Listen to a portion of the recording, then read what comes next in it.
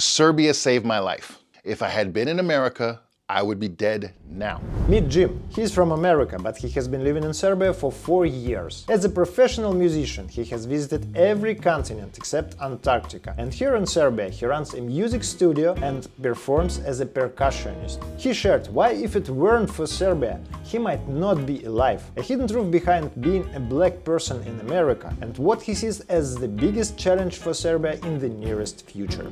Enjoy! On the plane on the way here, we experienced this massive turbulence, and I was in the bathroom.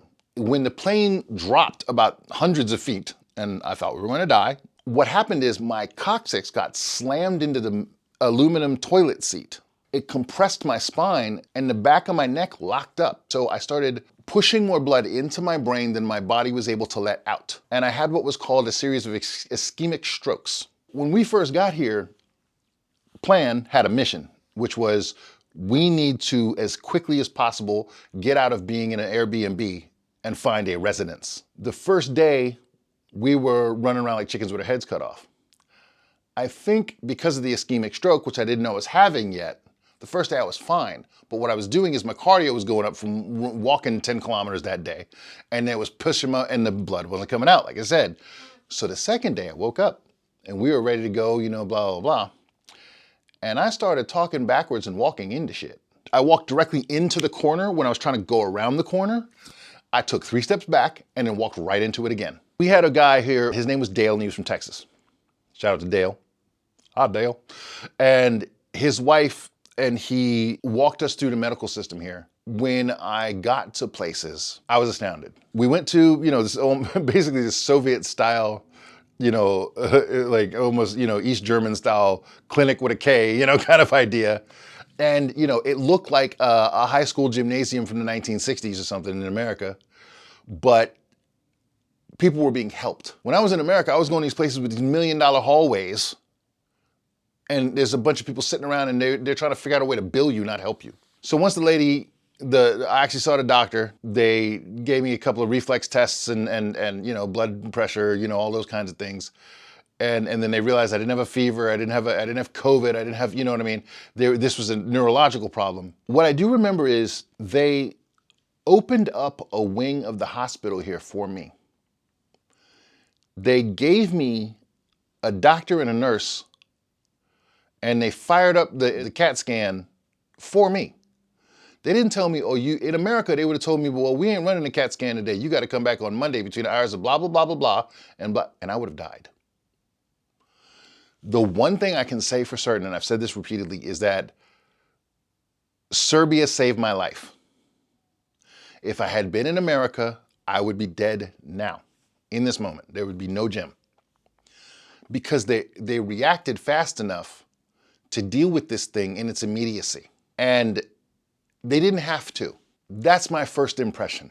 You can see it coming, but the Western mind virus hasn't fully penetrated Serbia yet. And so that's these people, the same guy that will tell me F off and then come see me the next day and hug me, you know what I mean? They might not have patience for this or that and the other thing, but when we got here and I was struggling to get around, people would stop on the street and ask me if they were gonna help me. If I needed help, if they could do something for me. And that is something that does not happen in most of the West. And, pretty much any of the East, to be honest with you. Have you experienced any prejudices to you as a black person here in Serbia? Hilariously, I had one little 10, 12-year-old kid call me nigger. And that was it. And I just looked at him like, okay, are you done? He didn't, It's been such a small percentage of people, you know what I mean? And you can kind of spot them before they even, before they go into their routine. And I think it's more about xenophobia than in particular me being black. It's just obviously I'm another. I would say it is disproportionately as small as anywhere else I've been on Earth. There will always be people who are xenophobic, you know what I mean, in any society.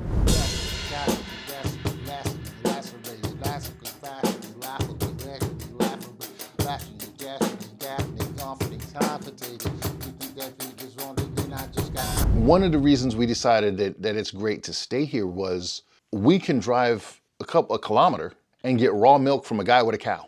I can't do that in America. They'll put him in jail. And they'll lie to the world and say, raw milk is gonna kill you. And so now we get fresh eggs from local people. I eat 10 egg yolks a day in raw milk. And I shit you not, when I started doing this, I went from doing 0 push-ups to now I can do 100 without stopping. People here are growing their own food. We get onions and garlics and beef. We went to France with my wife, which is where she's from. They would not let us have, in the grocery store, they would not allow us to have the fat or any organs. They want you to only eat, yeah, so, and they don't care that the fat is where the vitamins are. And so they had a ban on giving us the fat. Interesting. It was crazy. We're like, we'll take your garbage, just give it to us, you know what I mean? Nope, can't have animal fat. Yeah. And I'm just like, this is, yeah, and But here in Serbia, you don't have this problem. no. Serbian food isn't the most flavorful. I'm from New Orleans, you know, we're spice city, you know what I mean? Like we're jambalaya and gumbo and, you know, and beignets and, and baguette and all of those things, but at least the meat is real. You know, it's not this lab produced, you know, nonsense or, you know, Franken food or all this, you know, plastic cheese and all that, you know what I mean? There's like the cheese came from the cow that was 15 kilometers this way. And now it's in the piazza. I'm definitely fitter today than I was 3 years ago when I got here. You know what I mean? And that's because of access. That's because of people willing to, just to have in the piazzas, man. It's crazy that you don't understand that most people here take that for granted. I could never in America just go somewhere and buy a thing from a guy. Not in a mall, not in a Walmart, not in a Target, not in, you know, all of this with a security system and all. I could deal with a person and help. And my life, I trained my effort for theirs and get mushrooms that he went and dug up out of the mountain and picked himself by hand, or habanero peppers from this one guy at the piazza here that we know. He makes his own sauces, his own hot sauce, and it'll murder you. You know, it's as hot as anything you can buy anywhere. What is your favorite Serbian food? Honestly, I don't know what it's called. Because they do this, I don't think it has a name, honestly. There's just this big, thick slab bacon that they do here. That is, and especially when they go full out and smoke it on the wood, as opposed to the electric fire, that is just heaven in your mouth. It is so good. You know what I mean? It's not performative. It's just great. I like Schwarzi quite a bit, but here's my little complaint to everybody out there. Stop cooking Schwarzi in vegetable oil. When it's cooked in lard, boy, that's probably my go-to. You know, like you could just shovel that into my house in a conveyor belt and it would be fine. Seriously, that stuff, you know, put a little spices on that. But yeah, the cooked in lard, you know, the original, you know, that's great. Because I'm a big meat guy, you know, a big meat and spices guy. Yeah. I really like kulen though, too. Kulen? Kulen, yeah. What is it? It's like Serbian pepperoni. That's the best way I can put it. Just go get a kulen pizza when you get back to Belgrade. Find someone that will make a kulen pizza, because they don't usually. Uh-huh. But if you made a kulen pizza, I've convinced people to do this for me, and it's amazing. It is the real thing. It's amazing. And yeah, I'm gonna start a trend. That's maybe I'll start a pizza shop and it's just kulen pizzas. It's interesting. Yeah, it's very good. Yeah, it's like you know pepperoni? Yeah. Like, yeah, it's like pepperoni on steroids. It's like better. Cool. Yeah, and so yeah, that sausage, very savory. So those are my three favorites. Is that bacon, the Schwarzi, and kulen. Those are the moves. Great. Yeah, I know everybody likes the little sausages, but I'm like, the bacon is really the move. Yeah. So yeah, I love when you go to the place and they give you the whole meat plate. You know, that's me. I didn't even know that was a thing, and I'd been here for a while. I was like 9 months here before I'm like, wait, what? And they're like, why don't you just get this? And I'm like, okay. And it was like, oh, when it came, I was like, oh, hello. Yes. It's a fully weighted, full-size 88 key but it has it feels as close to a real piano as you can possibly get. The Black Star amps, a lot of people, they want to see the name Marshall or Fender. From a technological standpoint, these things blow those things away. In studio, we have the option of the lighter cymbals, so you're not killing yourself, as opposed to a full cymbal, which, you know, you're gonna hear a lot of it. And if you're in a small space, as a rehearsal studio, you don't wanna be drowning each other out all the time, so we can swap those out. Here in Serbia, there's an actual spirit here of people inventing things. And the worst part about Serbia currently is that they're allowing that Western influence in, and they're falling for this idea that it's doing them some favors. You can see these again in the food, in the Nikes, and all the stuff that people want to chase. This commercialism. It's a weird thing to see because I've seen where it's going. I've seen America. I've seen, you know, and you can see it. The shadow of it coming in, you know what I mean? So that's a scary, like, I want to be here because I have these freedoms, and they think that taking away these freedoms and making these 15-minute cities and all this other shit is gonna make Serbia better. Or that's at least what they're selling. But you know, there is a big part of Serbian society which is reluctant to accept this. And that's why I'm still here. That's definitely one of the reasons I left where I was, because they didn't respect me as a human, as a man, you know what I mean? And I don't get that here. I don't have that problem. You know what I mean? The first encounter I had with cops here, they were trying to help me do something. You know, and reflexively as an American, I'm like, avoid, run away. You know what I mean? And it was a beautiful thing, you know what I mean? To be like, it was so funny. The cop actually said, "We don't shoot you guys out here. We don't care." He had jokes. It was funny. But he was a nice guy. He actually did help me with something. So it was crazy. I do see that spirit here. I really hope that Serbia can hold that candle, you know, and hold that flame of, it's about humanity. It's not about how much you spent or this or that and the other thing. So it's a beautiful thing to see for somebody who's been everywhere. You know what I mean? Like, I've seen, you know, genocides. I've seen, you know, I've been to Africa. I've seen, you know, the Congo thing go over and over and over again. You know what I mean? I've seen homelessness. I've seen drug use. I've seen all of that. And, you know, it's positive to see that there is a gray market. There is a place where people can barter. People can exchange on a human level. Everything doesn't have to go through some process, some, you know, it's too much regulation is the death of humanity, I think.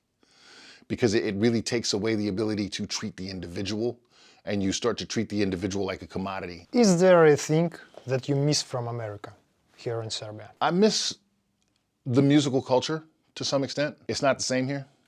It's not what it was. It's not what it could be. Musicians here, I'm gonna get a lot of grief for this, but I'm gonna be honest. They are very pre-programmed. I will go to somebody's show. They will play a song, and then the next time I see them, they will play the same song note for note. Even the so-called solo, there's no improvisation, right? You know what I mean? That kind of thing. It's called professionalism.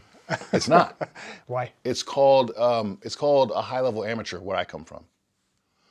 Professionalism would be, you give, if I come to 100 of your shows, I get a different experience every single time. That's a professional. That's what you're supposed to do. I'm not supposed to be able to know what you're gonna do before you do it. That's not, I have a radio. I can do that. You imitating Prince is not the same as Prince doing it for himself. So what are you going to add if you sing Purple Rain or whatever it is to the equation that makes me want to come back and see you do it a little bit different and a little bit different and a little bit different? Here, there's a interesting culture of all the drummers are kind of interchangeable. There's a way of doing drumming, Serbian drumming. There's a way of doing, I understand that is what is done here. It's just not my favorite thing. It's work ethic at that point, because everyone's playing the same stuff the same way. Music is an engagement. My job when I walk into the room as a DJ, as a musician, as a singer, is to change the mood in the room 20 times. I'm there to take you on a ride. And if I'm predictable, I can't do that. I need to change it a little bit. I need to throw you a song that you don't know. If I'm at a jazz gig, I need to play a rock song, but in a way that you're gonna digest. And like, wait, is that, let me stand next to your file? Is that some Hendrix? What is he doing? You know what I mean? I need you to engage. I need you to think. I need you to turn on. And I feel like that doesn't happen a lot here. Not that it can't, but I feel like there's a lot of very professional, but the way it's professional is also formulaic. There's a lot of people with the Fender guitar or the Fender bass that have the exact strings and they all like, and I go by 10 bass players and they all have the same bass. You know what I mean? The same P bass or the same jet. You know what I mean? It's the style. It's the the same Fender, the same Strat, the same. You know what I mean? The same Ludwig drums or whatever Pearl drums. Everybody's got Pearl drums here. It's just like a factory, and that's not what art is supposed to be about. It's supposed to be about exploring, taking risks, hanging your toes out, making mistakes. You know what I mean? I would rather mess up. I would rather fail spectacularly than succeed safely. What about folk music here in Balkans? What do you think about it? I went with a couple of the bands here and I just jumped right in and they thought they were going to shake me or throw me or whatever. I'm like, no, that's cool. We can do this. So you participated in bands, in these Balkan bands? Yeah, it's great. Yeah, wow, they're it cool. was spectacular, I think. Yeah, just jump in. It's no, I don't, and they kept waiting for me to fall off the horse. and they were, and after I didn't, they were like, oh man, I'm amazed you were, able to, but that just comes from a lot of road experience and playing, when I was 15 or so, I went to Africa and played with Dance Afrique Senegal and really got a real whipping on, stamina and these guys are fat. They're relentless, 220 and just driving for hours. Wow. You know what I mean? You can't make a mistake and they just make fun of you. They just clown you, make you clean the drums. It's a brutal macho contest, but they turn you into something. You know what I mean? So it's having that kind of experience, coming here it's like very, okay, I know what it is you're doing. As soon as I clocked it, I went to a couple of shows before. And then the one after the second time I saw them, I sat in on the third, the week after that. And yeah, it was fun. You've been to a lot of countries. Oh, I've been to 6 or 7 continents at this point. I'm still waiting for Antarctica. What is your story? I started traveling to play music when I was about 14. I would get on cruise ships. Once I was 9, I was playing music for money. I was doing some other things too that were, let's say, underground. And if I was carrying certain things to certain places because there's no way that a 9-year-old can make legitimate money and defend himself in the regular world. But I had been doing martial arts since I was about 3 years old. I could get down. I could backflip a bike. I could, you know what I mean? Even as a kid, I don't have to be able to beat up a grown man, but I could get away. My life as an adult started at age 9. Nobody's feeding you. Nobody's doing anything else for you. You eat or you don't. My father was a computer programmer, and he was heavily into horses and dogs. And he was a systems analyst that became the head of the artificial intelligence division of Intel in the original Pentium project. So it was basically the president, the vice president, and him. He was the chief, science officer of Intel for a while. How did you end up in such a place as you've spoken about with such father? Because he thought that he was to be obeyed and children were to be broken like horses or programmed like computers. I was not a person. I was an extension of him. I was James the Third. I wasn't Jim. I had no personality of my own. I was an extension of him. I was not something to be invested in. I was something to be tolerated, sent to my room. It was just be perfect, be gone, or be abused. I think I was grounded until I basically left the house. I just got a fake ID because in America, they don't know what black people are supposed to look like. You know what I mean? I was starting to come a little, little fuzz on my face or whatever. And I would get on a cruise ship and I went to Thailand. And I played music from there to Thailand. And then I stayed in Thailand until I ran out of money. And then I got on another cruise ship and I went to Holland. And then I got on another ship and I went to Japan. And then I spent a year there learning how to throw people on their head. And then I went to Mongolia and I did it again and again and again and again and again. I'd go on these tours, I'd go with this act or that act or whatever, being a backup, being a percussionist, a drummer, a sound man, just work. That just became work. It became a career. And I did that for a couple of decades. I was in Arizona and I was working in a studio and I was, doing this, I kind of had a routine. I was in a band that was amazing with these great guys that were like, But what I started to realize when I was in Arizona was another very good lesson for me, is that America wasn't anything. This is the 90s now. I looked around and there was nothing there. It was a McDonald's, surviving off a Pizza Hut, surviving off a movie theater. It was all people services, but no industry, nothing was being created. There was like 2 places, we had like Intel and Motorola and that was it. And I'm like, everything else is just moving money around. It's like, you know what I mean? It's not really, you're not really making anything. There's nothing being built. There's nothing being, you know what I mean? I move around a bunch. I end up in Allentown in Pennsylvania because I'm going to Chan. I'm doing all of this. And then the money thing happened where gas was $1.50. And then in 1 year, it was $4. You know what I mean? And it would, everything just became largely far more untenable. And then there got to a point where you're working 100 plus 140 hours a week.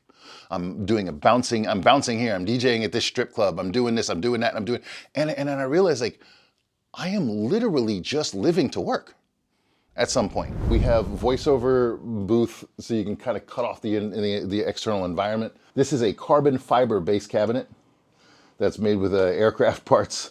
And this is a 3-way speaker. There's actually a giant 15-inch woofer firing down that comes out of these 2 ports. The Rain 12s are the premier fake turntable in the world. It feels like a full turntable, and you get your turntable skills together so that you can go from this to playing vinyl even through practice without wearing through a bunch of vinyl or having to worry about your needles. We also have real turntables somewhere else, but I hide them because people, you know, mess with my vinyl, so that's what happens. America is the most racially tumultuous place on earth. I'm trying to say what I mean, not what I feel.